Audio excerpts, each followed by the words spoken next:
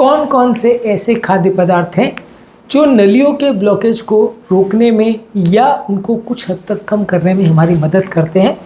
देखिए, ऑलरेडी अगर किसी की नली में ब्लॉकेज हो गया है तो वो किसी भी खाद्य पदार्थ या दवा से पूरी तरह कम हो जाएगा। एटलीस्ट इसका भी तो कोई साइंटिफिक एविडेंस नहीं है। लेकिन हाँ, बहुत सारे ऐसे खाद्य पदार्थ हैं जो ब्लॉकेज के बढ़ने के चांसेस को कुछ हद तक रोकने में सक्षम है।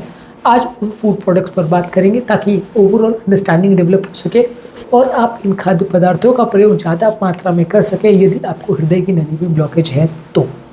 टॉपिक पर जाने से पहले जो लोग हमारे चैनल पर नए हैं उन्हें रिक्वेस्ट करूँगा कि चैनल को सब्सक्राइब करें, वीडियोस को लाइक करें, शेयर करें, फॉलो करें, कमेंट करें, पूरा देखें। फैटी फिशेस काफ़ी अच्छे हैं। Salmon, mackerel, trout, sardine, tuna fish, ये सारी ही फैटी फिशेस है। कई लोग को ऐसा लगता है कि फैटी फिशेस में ज़्यादा फैट होगा तो वो फ़ायदा नहीं करेगा, नलियों में फ़ैट बढ़ाएगा। लेकिन फैटी फिशेस में काफ़ी हद तक ओमेगा 3 फैटी एसिड्स रहते हैं। ये ब्लड कोलेस्ट्रॉल लेवल को और नलियों के अंदर मौजूद सूजन को कम करने में काफ़ी हद तक उपयोगी है। कोलेस्ट्रॉल के ब्लॉकेज को अगर कम करेंगे तो ऑब्वियसली ब्लॉकेजेस के बढ़ने का चांस काफ़ी हद तक कम होगा। दूसरा ये है कि अगर इस नलियों के सूजन को ये कम करते हैं तो इससे भी नलियों में होने वाले हार्ट अटैक का चांस काफ़ी कम होता है। काफ़ी स्टडीज़ ने ऐसा शो किया है कि नलियों में हार्ट अटैक जो होता है वो इन्फ्लेमेशन से काफ़ी हद तक रिलेटेड होता है। तो जो भी चीज़ शरीर के सूजन को कम करेगी वो हार्ट अटैक के चांसेस को सिग्निफिकेंटली कम करेगी। तो फैटी फिशेस इस मामले में अच्छे हैं। इसको आप हफ्ते में 2 से 3 बार भी ले सकते हैं, ज़्यादा बार भी ले सकते हैं, बशर्ते इसमें आप बहुत ज़्यादा तेल डाल के इसको ना बनाएं। ग्रिल करके, इनको बेक करके या अलग अलग तरह से आप इनको स्टीम करके बनाएं जिसमें कंपैरेटिवली ऑयल कंटेंट ज़्यादा ना जाए। अगर आप कम ऑयल में इनको बनाते हो तो कंपैरेटिवली ये हेल्दी है और आपको उतना नुकसान नहीं करेगा। हाँ, अगर आप बनाने का तरीका अलग, अगर आप इसको बहुत ज़्यादा तेल में तलते हैं, फ्राई करते हैं, तो फिर आपको हेल्थ बेनिफिट उतना नहीं मिलेगा। इसी तरह से नट्स की भी अगर बात करें तो आलमंड यानी बादाम, वॉलनट यानी अखरोट और इसके अलावा पिस्ताशियो यानी पिस्ता, पीकन नट्स, ये सारे नट्स में अनसैचुरेटेड फैटी एसिड ज़्यादा होते हैं, फाइबर और एंटीऑक्सीडेंट तत्व अच्छे होते हैं।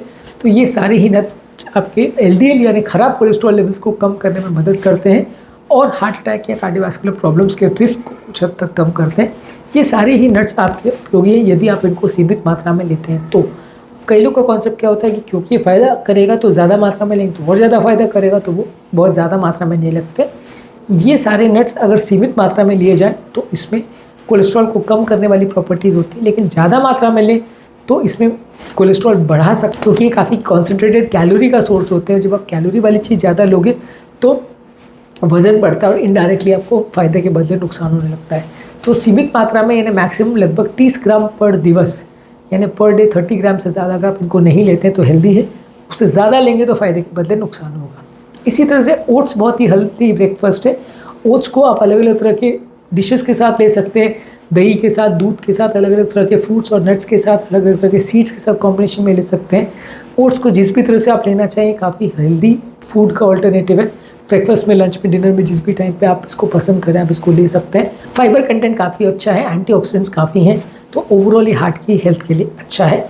आप इसको रेगुलर लेंगे तो ज़्यादा फ़ायदा करेगा। और सबसे अच्छी बात है कि पेट को काफ़ी भरा हुआ महसूस कराते हैं, जिसकी वजह से आपको कुछ और खाने की इच्छा नहीं होती और आपका पेट भरा हुआ महसूस होता है और ओवरऑल कैलोरी आपकी या भूख आपकी कम होती है, जिससे कि वज़न कम करने का भी मदद मिलता है इससे। इसके अलावा होल ग्रेन्स भी काफ़ी उपयोगी है। होल ग्रेन जैसे कि oats, barley, quinoa, brown rice, whole wheat, ये सारी चीज़ों में फाइबर या हस्क ऊपर का प्रिजर्व रहता है। तो ये सारी ही चीज़ें आपके लिए हेल्दी है। इनको यदि आप ज़्यादा मात्रा में लेते हो तो विटामिन मिनरल्स भी आपको इससे मिलता है और इसके साथ इसमें कंपैरेटिवली जो फाइबर कंटेंट मिलता है वो डाइजेशन के लिए भी अच्छा है, कोलेस्ट्रॉल के एब्जॉर्प्शन को भी कम करता है। तो नलियों के ब्लॉकेजेस के बढ़ने के चांसेस को ये कुछ हद तक कम करेगा। इसके अलावा अलग अलग तरह के फ्रूट्स ले सकते हैं, इसमें विटामिन मिनरल्स और एंटीऑक्सीडेंट्स हैं, फाइबर कंटेंट भी अच्छा है, तो ये ब्लॉकेजेस के बढ़ने के चांसेस को कुछ हद तक कम करेगा। बहुत ज़्यादा मात्रा में फ्रूट्स नहीं लेना चाहिए क्योंकि फिर हेल्थ बेनिफिट के बदले नुकसान करने लगता है, क्योंकि फ्रूट्स में होते हैं बहुत ज़्यादा फ्रूट शुगर, ग्लूकोज और फ्रक्टोज ही ज़्यादातर होता है और ये जब पेट में जाता है तो फिर वज़न बढ़ाने का काम करता है। इसलिए फ्रूट्स हेल्दी हैं यदि इनको सीमित मात्रा में लिया जाए। ओवर कंज्यूम किया जाएगा तो ये उतने ही अनहेल्दी हो जाते हैं। इस तरह से सब्जियों का भी यही है, सब्जियां भी काफ़ी हेल्दी है, लेकिन अगर आप आलू, शकरकंद, मटर या कॉर्न या मक्का इसको लेते हैं तो ये कंपेरेटिवली स्टार्ची वेजिटेबल्स है। इसके अलावा बाकी सारी सब्जियां कंपेरेटिवली ज़्यादा हेल्दी है और आपके वज़न को कम करने में मदद भी करती है, कोलेस्ट्रॉल लेवल्स को कम करने में मदद भी करती है, बॉडी को भी हेल्दी बनाती है। तो ब्लॉकेजेस के होने के या बढ़ने के चांस कुछ हद तक इससे कम होते हैं। इसी तरह से ऑलिव ऑयल या जैतून का तेल जो है ये भी मेडिटेरियन डाइट का काफ़ी पार्ट है। यदि आपको इसका टेस्ट और फ्रेग्रेंस या फ्लेवर पसंद है तो आप इसको अलग अलग तरह के डिशेस में यूज़ कर सकते हैं। रेगुलर ऑयल के बदले आप इसको यूज़ कर सकते हैं। अब आप इसको हेल्दी मानने का ये मतलब नहीं है कि हर चीज़ों के ऊपर आप ऑलिव ऑयल डालोगे तो आपको लगेगा कि बहुत हेल्दी हो गया, पैसा नहीं है। आप रेगुलर ऑयल के बदले जहाँ अगर ज़रूरी है रेगुलर रिफाइंड तेल डालना या घी डालना, उसके बदले आप ऑलिव ऑयल का प्रयोग करते हो तो ये वज़न को कम करने में और एंटीऑक्सीडेंट्स भी देता है, कोलेस्ट्रॉल को भी कम करने में मदद करता है, फ़ायदा करेगा क्योंकि इसमें अनसैचुरेटेड फैट्स हैं। लेकिन ज़्यादा मात्रा में आप लेने लगोगे तो ये कैलोरी का डेंस सोर्स है और आपका वज़न फिर बढ़ेगा। तो इसको भी लेने को आपको फ़ायदा मिलेगा, लेकिन यदि आप इसको सीमित मात्रा में लेंगे तो फ़ायदा मिलेगा, इससे ज़्यादा मात्रा में लेंगे तो फ़ायदा नहीं मिलेगा। इसी तरह से अलग अलग तरह की दालें हैं, चने हैं, काबुली चना वगैरह है, ये सारे fibre, vitamins, minerals, potassium, magnesium इसमें काफ़ी भरे हुए होते हैं। एंटीऑक्सीडेंट्स भी इसमें काफ़ी होता है, तो ये आपके कोलेस्ट्रॉल लेवल्स को कम करने में भी मदद करता है। फाइबर कंटेंट अच्छा होता है, इससे डाइजेशन के लिए भी अच्छा है और आपके वज़न को भी कम करने में मदद करता है। इसलिए अलग अलग तरह की दालें और चने आप ज़्यादा मात्रा में ले सकते हैं। अलग अलग तरह के डिशेज़ में इनका कॉम्बिनेशन यूज़ कर सकते हैं, सैलेड्स के साथ, और सैलेड्स के साथ, चावल के साथ या अलग अलग तरह की सब्जियों के साथ आप दालों को ले सकते हैं। दालों को और चनों को ज़्यादा मात्रा में लेना आपके लिए फ़ायदेमंद है।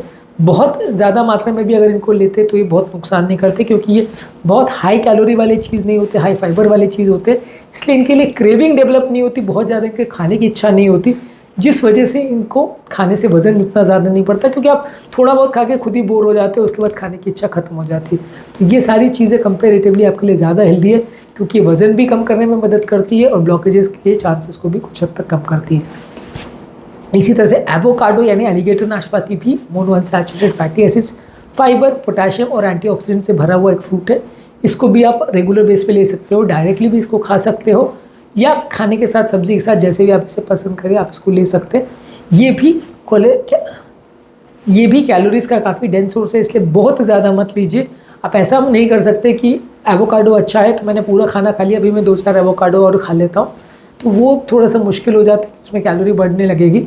और दूसरा चीज़ ये है कि हर व्यक्ति को इसका टेस्ट भी बहुत पसंद नहीं आता, क्योंकि ज़्यादातर ये कॉमनली इंडिया में उतना ज़्यादा बिकता भी नहीं है, यूज़ भी नहीं करते हैं, तो इस वजह से काफ़ी लोग को इसका टेस्ट ही पसंद नहीं आता है।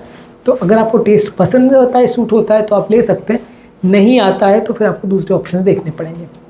इसी तरह से गार्लिक यानी लहसुन भी कोलेस्ट्रॉल लेवल्स को कम करने में मदद करता है, ब्लड प्रेशर को कम करता है, एंटीऑक्सीडेंट्स हैं जो कि क्लॉटिंग के चांसेस को, ब्लॉकेजेस के बढ़ने के चांसेस को कम करते हैं। इसलिए गार्लिक को भी आप ज़्यादा मात्रा में ये अगर लेते हैं तो ये आपके ब्लॉकेजेस के बढ़ने के या हार्ट अटैक के होने के चांसेस को कुछ कम करता है। और आज के टॉपिक में जो लास्ट फूड स्टफ के बारे में बात करेंगे वो है बेरीज़। बेरीज़ यानी रास्पबेरी, स्ट्रॉबेरी, ब्लूबेरी, ये सारे ही बेरीज़ में काफ़ी फ्लैविनॉइड्स, फाइबर और एंटीऑक्सीडेंट्स होते हैं, जो कि सबसे हेल्दी फ्रूट्स में आते हैं। ज़्यादातर हर मेटाबॉलिक डिजीज़ में बेरीज़ को अच्छा माना गया है। इनको आप यदि ज़्यादा मात्रा में लेते हैं भी है तो बहुत ज़्यादा शुगर नहीं देते और ये वज़न को कम करने में मदद करेंगे। लेकिन हाँ, किसी भी फ्रूट को असीमित मात्रा में लेना बहुत हेल्दी नहीं होता और खाने के साथ में एक्स्ट्रा बहुत ज़्यादा लेना हेल्दी नहीं होता। खाने के बदले इनको लिया जाए या इनको अलग तरह के डिशेस में यूज़ किया जाए तो अच्छा है। इन सभी फ्रूट्स के जूसेस उतने हेल्दी नहीं होते, क्योंकि जब भी आप जूस बनाते हो तो आप उसको पीस के उसको बहुत ज़्यादा रिफाइन कर देते हो और सारा फाइबर कंटेंट निकाल के फेंक देते हो, तो उसकी वजह से जो उसके छोटे छोटे पार्टिकल्स होते हैं वो बॉडी में बहुत जल्दी उनका पाचन हो जाता है, तो उसका ग्लाइसेमिक इंडेक्स भी बढ़ जाता है। ऊपर से कई लोग शुगर और नमक भी डाल देते हैं टेस्ट के लिए, तो वो भी नुकसानदायक है और उसका फाइबर कंटेंट चला जाता है, तो ज़्यादा से ज़्यादा उसका जो फ़ायदा होना था वो भी चला जाता है। तो इसलिए ज़्यादातर किसी भी फ्रूट के जूसेस बहुत हेल्दी नहीं होते। फ्रूट्स को डायरेक्टली लेंगे तो कंपेरेटिवली कुछ फ्रूट्स आपके लिए हेल्दी हो सकते हैं, ब्लॉकेज को कम करने में कुछ मदद कर सकते हैं। तो आज के टॉपिक में हमने बात करी कौन कौन से खाद्य पदार्थ ऐसे हैं जो ब्लॉकेज को कम करने में कुछ हद तक आपकी मदद करते हैं। ये सारे ब्लॉकेजेस को पूरी तरह से हटा देंगे ऐसा नहीं है, पर कुछ हद तक बढ़ने से रोकने में कुछ मददगार साबित हो सकते हैं।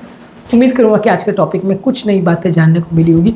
जो लोग हमारे चैनल में नए हैं उन्हें रिक्वेस्ट करूँगा कि चैनल को सब्सक्राइब करें, वीडियोज़ को लाइक करें, शेयर करें, फॉलो करें, कमेंट करें, देखें। नलियों के ब्लॉकेज संबंधित हमने ऑलरेडी काफ़ी वीडियोज़ किए, आप उन्हें ज़रूर चेकआउट करें। Thank you.